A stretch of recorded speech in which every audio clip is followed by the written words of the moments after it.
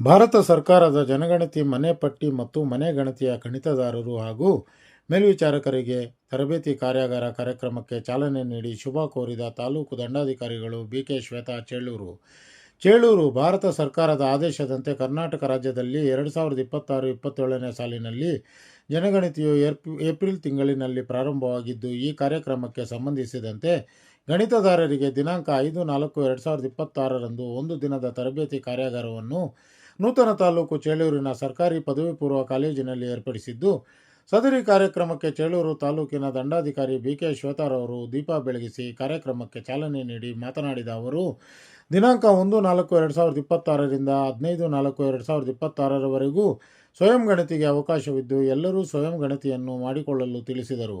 ಶಿಕ್ಷಣ ಹಾಗೂ ಇತರೆ ವಿಷಯಗಳಿಗೆ ಸಂಬಂಧಿಸಿದಂತೆ ಅಭಿವೃದ್ಧಿಗೆ ಪೂರಕವಾದ ಯೋಜನೆಗಳನ್ನು ಸರ್ಕಾರ ಜಾರಿ ಮಾಡಬೇಕೆಂದರೆ ಸಂಖ್ಯೆ ಬಹುಮುಖ್ಯ. ಹಾಗಾಗಿ ಗಣತಿ ಕಾರ್ಯ ಸರ್ಕಾರ ಕೈಗೊಂಡಿದ್ದು, ಈ ಕಾರ್ಯದಲ್ಲಿ ತೊಡಗಿದ ತಮ್ಮೆಲ್ಲರಿಗೂ ಶುಭವಾಗಲಿ ಎಂದು ಶುಭ ಹಾರೈಸಿದರು. ಅದಷ್ಟೇ ಅಲ್ಲದೆ ಗಣತಿದಾರರಿಗೆ ಯಾವುದೇ ಗೊಂದಲಗಳಿದ್ದಲ್ಲಿ ಸಂಪನ್ಮೂಲ ವ್ಯಕ್ತಿಗಳಿಂದ ಸಮಸ್ಯೆಯನ್ನು ಪರಿಹರಿಸಿಕೊಳ್ಳಿ, ನಾವು ನಿಮ್ಮೊಂದಿಗೆ ಇದ್ದೇವೆ, ಉತ್ತಮ ರೀತಿಯಲ್ಲಿ ಗಣತಿ ಕಾರ್ಯದಲ್ಲಿ ತೊಡಗಿಸಿಕೊಳ್ಳಿ ಎಂದರು. ಈ ಸಂದರ್ಭದಲ್ಲಿ ಶಿರಸ್ತದಾರ್ ಸತೀಶ್ ಕುಮಾರ್, ಕಂದಾಯ ನಿರೀಕ್ಷಕ ಈಶ್ವರ್, ಸಂಪನ್ಮೂಲ ವ್ಯಕ್ತಿಗಳಾದ ಬಾಲಾಜಿ ಡಿಕೆ, ವಿಜಯ್ ಕುಮಾರ್, ಆಂಜನೇಯಲು, ನರೇಶ್, ಮಂಜುನಾಥ ಕೆ, ಮುತ್ತಪ್ಪ, ಸಮೀವುಲ್ಲಾ, ಎಲ್ಲ ಗಣತಿದಾರರು ಹಾಗೂ ಕಂದಾಯ ಸಿಬ್ಬಂದಿ, ಪಂಚಾಯಿತಿ ಸಿಬ್ಬಂದಿ ಹಾಜರಿದ್ದರು.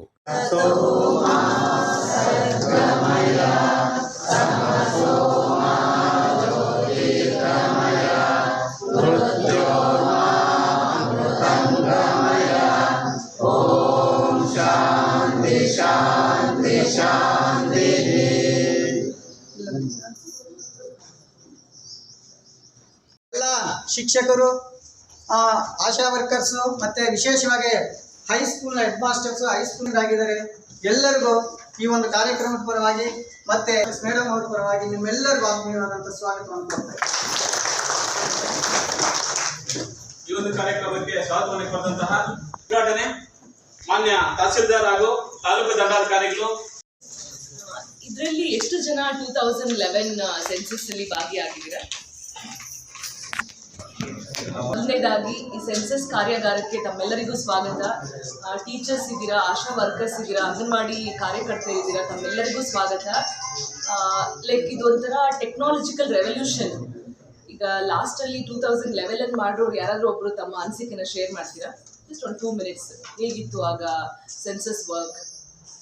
ಬೇಸ್ಡ್ ಆ ಥರ ಇತ್ತಾ?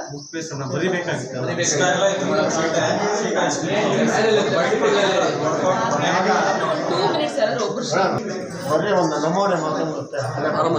ಅದರ ಪ್ರಕಾರ ನಾವು ನಕ್ಷೆಯನ್ನು ಗಡಿ ಭಾಗಗಳನ್ನು ಗುರುತಿಸಿಕೊಂಡು ನಂತರ ಎಲ್ಲ 2-3 ದಿವಸ ಮನೆಗಳೆಲ್ಲ ಸುತ್ತಾಡಿ ನಂತರ ಅದನ್ನು ಮಾಡಿಕೊಂಡು ನಾವು ಸ್ಕೆಚ್ ಮಾಡಿಕೊಂಡು ದೇವಸ್ಥಾನ ಆಗಲಿ, ಸಾರ್ವಜನಿಕ ಸ್ಥಳ ಆಗಲಿ, ಮತ್ತು ಒಂದು ಚರ್ಚ್ ಆಗ್ಬೋದು, ಒಂದು ಪೋಸ್ಟ್ ಆಫೀಸ್ ಆಗ್ಬೋದು, ಅಂಚೆ ಕಚೇರಿ, ಪ್ರತಿಯೊಂದಕ್ಕೂ ಕೂಡ ಒಂದು ಹೆಗ್ಗುರುತುಗಳನ್ನು ಇಟ್ಕೊಂಡು ನಕ್ಷೆ ತಯಾರಿಸ್ಕೊಂಡು ನಂತರ ನಾವು ಆಗಲೂ ಅಷ್ಟೇ ಫಸ್ಟ್ ಹೌಸ್ ಅದೇ HLB ಮಾರ್ಕಿಂಗ್ ಎಲ್ಲ ನಡೆದು ಸ್ವಲ್ಪ ದಿನ ಟೈಮ್ ಕೊಟ್ಟು ಆಮೇಲೆ ರಿಯಲ್ ಪಾಪ್ಯುಲೇಷನ್ ಸೆನ್ಸಸ್ ಸ್ಟಾರ್ಟ್ ಆಗಿತ್ತು.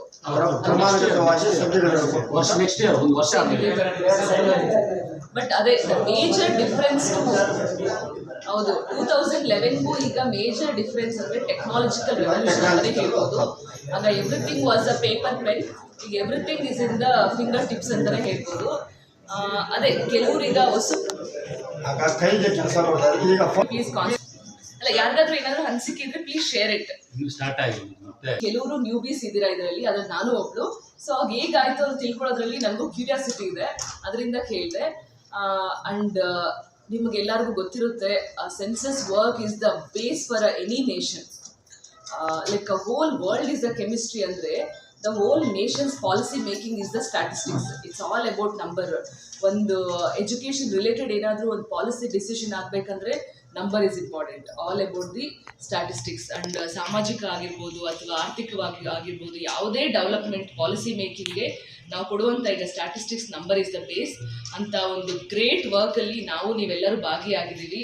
ಆ್ಯಂಡ್ ಇದನ್ನೆಲ್ಲನೂ ಒಂದು ಶ್ರದ್ಧಾ ಭಕ್ತಿಯಿಂದ ಕಮಿಟ್ಮೆಂಟಲ್ಲಿ ಸೆನ್ಸಸ್ ವರ್ಕ್ನ ಮಾಡೋಣ ಅಂತ ಹೇಳ್ತಾ ತಮ್ಮೆಲ್ಲರಿಗೂ ಎಲ್ಲರೂ ಕಾರ್ಯಾಗಾರನ ವಿತ್ ಗುಡ್ ಕಾನ್ಸಂಟ್ರೇಷನ್ ಕೇಳಿ ತಮಗೇನೇ ಡೌಟ್ಸ್ ಇದ್ದರೂ we have a well trained learned 4 ಜನ ಫೀಲ್ಡ್ ಟ್ರೈನರ್ಸ್ ಇದ್ದಾರೆ ನಮ್ಮ CRPಗಳು. ತಮ್ಗೇನೇ ಡೌಟ್ ಇದ್ರೂ ಕ್ಲಿಯರ್ ಮಾಡ್ತಾರೆ. ಇಫ್ ಅವ್ರಿಗೂ ಗೊತ್ತಿಲ್ಲ ಅಂದರೆ ನೆಕ್ಸ್ಟ್ ಡಿಸ್ಟ್ರಿಕ್ಟ್ ಲೆವೆಲ್ ಟ್ರೈನರ್ಸ್ ಇದ್ದಾರೆ, ಅವ್ರ ಹತ್ರ ಮಾತಾಡ್ತಾರೆ. So I hope you will use the best use of this training. ಎಲ್ಲರೂ ಏನೇ ಡೌಟ್ ಇದ್ರೂ ಕೇಳಿ ತಿಳ್ಕೊಂಡು ಕ್ಲಿಯರ್ ಮಾಡ್ಕೊಳ್ಳಿ. ವಿತ್ ದ ಕಮಿಟ್ಮೆಂಟ್ಸ್ ನಾವೆಲ್ಲರೂ ವರ್ಕ್ ಮಾಡೋಣ. Wish you all good luck. ತಕ್ಷಣ ತಮ್ಮೆಲ್ಲರಿಗೂ ಗೊತ್ತಿದೆ, ಇದೊಂದು 10 ವರ್ಷಗಳಿಗೆ ಒಮ್ಮೆ ನಡೀತಕ್ಕಂತಹ ಒಂದು ರಾಷ್ಟ್ರೀಯ ಕಾರ್ಯ ಅಂತಕ್ಕಂಥದ್ದು ನಮ್ಗೆ ಗೊತ್ತಿದೆ. ಹಾಗಾಗಿ ಯಾರೆಲ್ಲ ಕೂಡ ಇದರ ಭಾಗಿದಾರರಾಗ್ತಾರೆ, ಯಾವೆಲ್ಲ ಕುಟುಂಬಗಳು ಕೂಡ ಇದರ ವ್ಯಾಪ್ತಿಗೆ ಬರುತ್ತೆ ಅನ್ನೋದು ಬಹಳ ಮುಖ್ಯವಾಗಿ ನಮಗೆಲ್ಲರಿಗೂ ಕೂಡ ಈ ಒಂದು 2 ದಿನದ ತರಬೇತಿ, ಈಗ ಮೊದಲನೇ ಹಂತದ ತರಬೇತಿ, ಇದು ನಾಳೆ ತರಬೇತಿ ಇರೋದಿಲ್ಲ. ಮತ್ತೆ ಮಂಗಳವಾರ ಇದೇ ಕೊಠಡಿಯಲ್ಲಿ ತಾವು ಗಣತಿದಾರರು ಮತ್ತು ಮೇಲ್ವಿಚಾರರಾಗಿ ಏನೆಲ್ಲ ಕೂಡ ಆಯ್ಕೆಯಾಗಿ ಬಂದಿದ್ದೀರಿ, ಇದು ಒಂದು ಸುದೈವ ಮತ್ತು ಒಂದು ರಾಷ್ಟ್ರದ ನಿರ್ಮಾಣದ ಕಾರ್ಯದಲ್ಲಿ ತಮ್ಮನ್ನು ತಾವು ತೊಡಗಿಸ್ಕೊಂಡಿದ್ದೀರಾ. ಅದಕ್ಕೆ ನಾವು ಸಂತೋಷವನ್ನು ವ್ಯಕ್ತಪಡಿಸ್ತಕ್ಕಂಥ ಒಂದು ಕಾರ್ಯ ಅಂತಲೇ ನಾವು ಭಾವಿಸ್ಬೇಕು. ಯಾಕಂತ ಹೇಳಿದ್ರೆ ಎಲ್ಲರನ್ನೂ ಕೂಡ ಎಲ್ಲ ಇಲಾಖೆಯ ಎಲ್ಲ ವೃತ್ತಿಪರರನ್ನು ಇದರಲ್ಲಿ ತೊಡಗಿಸ್ಕೊಂಡಿಲ್ಲ.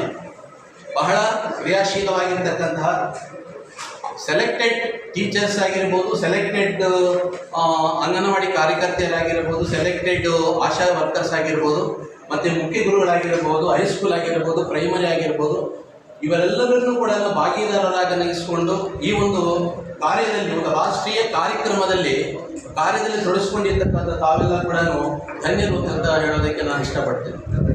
ಆದ್ಮೇಲೆ ಈಗ ಮೊಟ್ಟ ಮೊದಲನೇದಾಗಿ 2027 ಜನಗಣತಿ ಅಂತಕ್ಕಂಥ ಒಂದು ಶೀರ್ಷಿಕೆಯನ್ನು ನಾವಿಲ್ಲಿ ಅಬ್ಸರ್ವೇಷನ್ಸ್ ಅನ್ನು ಮಾಡ್ತೀವಿ. 2026 ಕೂಡ ಇದರಲ್ಲಿ ಅನ್ವಯ ಆಗಿದೆ ಅಂತಕ್ಕಂಥ.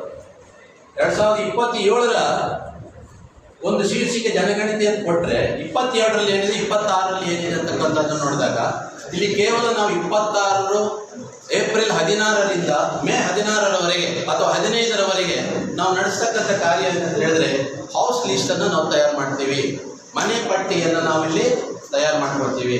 ಹಾಗಾದರೆ 2027ರ ಫೆಬ್ರವರಿ ಆರ್ ಮಾರ್ಚ್ ಈ 2 ತಿಂಗಳಲ್ಲಿ ಯಾವುದಾದ್ರೂ ಒಂದು 30 ದಿನಗಳನ್ನು ಈ ಒಂದು ಕಾರ್ಯಕ್ರಮಕ್ಕೆ ಮೀಸಲಿಟ್ಟಿರೋದರಿಂದ ಈ ಕಾರ್ಯಕ್ಕಾಗಿ ಅಲ್ಲಿ ನಡೀತಕ್ಕಂಥ ಕಾರ್ಯ ಏನು ಅಂತ ಹೇಳಿದಾಗ ಜನಸಂಖ್ಯೆಯನ್ನು ನಾವು ಕುಟುಂಬದಲ್ಲಿರ್ತಕ್ಕಂಥ ಜನರ ಸಂಖ್ಯೆ ಮತ್ತು ಅವರ ವೈಯಕ್ತಿಕವಾಗಿರ್ತಕ್ಕಂಥ ವಿವರಗಳನ್ನು ನಾವು ಅದನ್ನು ನಮ್ಮ ಒಂದು ಮೊಬೈಲ್ ಆ್ಯಪ್ನಲ್ಲಿ ಅಪ್ಡೇಟನ್ನು ಮಾಡ್ತೀವಿ. ಹಾಗಾಗಿ ಇಲ್ಲಿ ನಾವೆಲ್ಲ ಕೂಡ ಅರ್ಥೈಸ್ಕೊಡ್ತಕ್ಕಂಥದ್ದು ಏನು ಅಂತ ಹೇಳಿದ್ರೆ ಈ ದಿನದ ಕಾರ್ಯ ಏನಿದೆ, ಈಗ 15ರವರೆಗೂ ಕೂಡ ನಮಗೆ ಏಪ್ರಿಲ್ 1ರಿಂದ 15ರವರೆಗೂ ಕೂಡ ಸ್ವಯಂ ಗಣತಿ ವಿಧಾನವನ್ನು ಈಗಾಗಲೇ ನಮ್ಮ ಕರ್ನಾಟಕ ಸರ್ಕಾರ ಮತ್ತು ಭಾರತ ಸರ್ಕಾರ ತಮ್ಮೆಲ್ಲರಿಗೂ ತಿಳಿದಿರುವ ಹಾಗೆ ಮೀಡಿಯಾ ಮತ್ತು ಜಾಲತಾಣಗಳೆಲ್ಲ ಕೂಡ ನಾವು ಅದನ್ನು ನೋಡ್ತಾ ಇದ್ದೀವಿ. ಏನು ಅಂತ ಹೇಳಿದ್ರೆ ನಮ್ಮ ಗಣತಿ, ನಮ್ಮ ಕುಟುಂಬದ ಮಾಹಿತಿಯನ್ನು ನಾವೇ ಅದನ್ನು ಅಪ್ಲೋಡ್ ಮಾಡ್ಕೊಳ್ಳೋದಕ್ಕೆ ಒಂದು ಆಪ್ಷನ್ಸ್ ಮತ್ತು ಅವಕಾಶವನ್ನು ಕೊಟ್ಟಿದ್ದಾರೆ ಅಂತ. ನಾವೇನಾದ್ರು ಊಟ ಮಾಡಿದ್ದೇವೆ ಎಲ್ಲ ಗೊತ್ತಿಲ್ಲ, ಏನೋ ಒಂದು ಅರ್ಧ ಪಟ್ಟಿನ ಟೋಪಿನ ಮತ್ತೊಂದು ಹಾಕೊಂಡು ಹೋದ್ರೆ ನಮ್ಮನೆ ಮೇಲ್ನೋಟಕ್ಕೆ ಮೈದಾ ಇದ್ರು ಕೂಡ ಒಳಗಡೆ ಅಂತ ಖಂಡಿತ ಬೇಕು ಅಂತಾರೆ. ಇವ್ರಿಗೆ 1 ಲಕ್ಷ ರೂಪಾಯಿ ಸಂಬಳ ಬರುತ್ತೆ, ಮತ್ತೆ ಬಟ್ಟೆ ಹಾಕೊಳಕ್ಕಾಗಲ್ಲಪ್ಪ ಅಂತ ನಾವು ಬಂದ್ಬಿಟ್ಟ ಮೇಲೆ ಅಲ್ಲಿದ್ದಾಗ ಮಾತಾಡಲ್ಲ, ಅಲ್ಲಿಂದ ಬಂದ್ಬಿಟ್ಟ ಮೇಲೆ ಮಾತಾಡ್ತಾರೆ. ಹಾಗಾಗಿ ಆ ಒಂದು ಪ್ರಸ್ಪರ್ಧೆ ತುಂಬಾ ಚೆನ್ನಾಗಿರಲಿ, ಮಾತಾಡೋದಂಥ ರೀತಿ ಚೆನ್ನಾಗಿರಲಿ, ಎಲ್ಲರ ಜೊತೆ ಸೌಜನ್ಯಯುತವಾಗಿ ವರ್ತಿಸೋಣ, ಆ ಒಂದು ಮಾಹಿತಿಯನ್ನು ಪಡ್ಕೊಂಡ್ಬರೋಣ. ಮತ್ತೆ ನಿಮ್ಮ ಕಲೆಯಲ್ಲಿ ಪರಿಣಿತಿ ಸಾಧಿಸಿ. ತರಬೇತಿ ಸಮಯದಲ್ಲಿ ಎಲ್ಲ ಸರ್ಕಾರಿ ಸೂಚನೆಗಳು ಸಂಪೂರ್ಣವಾಗಿ ಪರಿಚಿತರಾಗಿ ಸ್ಪಷ್ಟೀಕರಣವನ್ನು ಕೇಳಿ ಎಂದಿಗೂ ತಿಳಿಬೇಡಿ. ನಿಮ್ಗೆ ಏನಾದರೂ ಅರ್ಥ ಆಗದೇ ಇದ್ದಾಗ ಖಂಡಿತ ಕೇಳಿ ಸರ್. 1 ಸಾರಿ ಅಲ್ಲ 20 ಸಾರಿ ಕೇಳಿ ಸರ್. ನಮಗೆ ಗೊತ್ತಿದ್ದ ಬಗ್ಗೆ ಮಾಹಿತಿ ಅನ್ನೋದಕ್ಕೆ 100% ರೆಡಿ. ಇವತ್ತೇ ಅಲ್ಲ, ಈ ಗಣತಿ ನಡೆಯುವಂಥ ಸಂದರ್ಭದಲ್ಲಿ ಕೂಡ ನಾವು ಮೇಲ್ವಿಚಾರಕರಾಗಿದ್ದೇವೆ. ಆಗ ಡೌಟ್ ಬಂದರೂ ಕೂಡ ಸಮಸ್ಯೆ ಕೇಳುವ ಸರ್.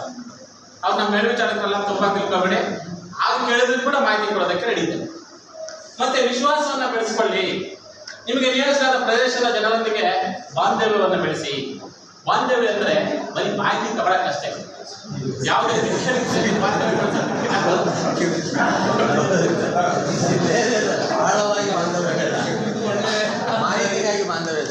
ಬರೀ ಮಾಹಿತಿಗಾಗಿ ಬಾಂಧವ್ಯ ಬೆಳೆಸಬೇಕಷ್ಟೇ. ಆ ಬಾಂಧವ್ಯ ಸ್ಥಿರವಾಗಿ ಉಳಿಯುವಂತೆ ಮಾಡ್ಕೊಂಡು ಹೋಗ್ಬಾರ್ದು.